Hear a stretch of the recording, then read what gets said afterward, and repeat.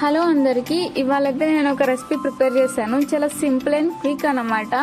అంతగా మసాలాలు లేవు, ఏదో సింపుల్గా పేస్ట్ ప్రిపేర్ చేసుకోవాలి అంతే.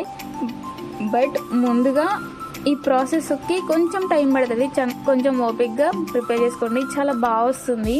నేనే ట్రై చేశానంటే చూడండి, మీరు కూడా ట్రై చేయవచ్చు ఖచ్చితంగా. ముందుగా ఒక నిమ్మకాయ సైజంత చింతపండుని నానబెట్టి పక్కన పెట్టుకోవాలి.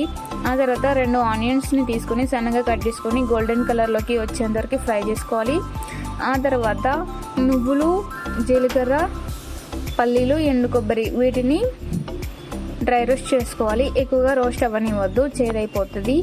అండ్ వీటిని చల్లగా అయ్యేంతవరకు పక్కన పెట్టి తర్వాత అన్ని మిక్సీలో యాడ్ చేసుకోవాలి. ఈ పేస్ట్ మెయిన్ అనమాట కర్రీకి సరిపోయేంతగా ఉప్పు, కారం, పసుపు, ginger and garlic paste add చేసుకోవాలి.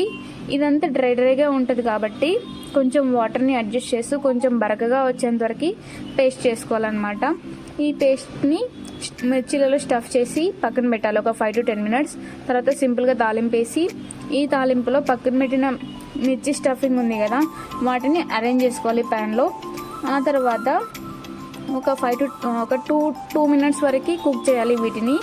ఇంకా చాలా బాగా స్మెల్ వస్తుంటుంది అనమాట కర్రీ ఇప్పుడే. సో ఆ తర్వాత రిమైనింగ్ పేస్ట్ని కూడా యాడ్ చేయాలి. తర్వాత ముందుగా నానబెట్టుకున్న చింతపండు రసంని యాడ్ చేసుకోవాలి. ఇప్పుడు వాటర్ యాడ్ చేసే ప్రాసెస్ కాబట్టి మీకు ఎంత కన్సిస్టెన్సీలో ఉండాలి అని చూసుకొని వాటర్ని యాడ్ చేసుకోండి.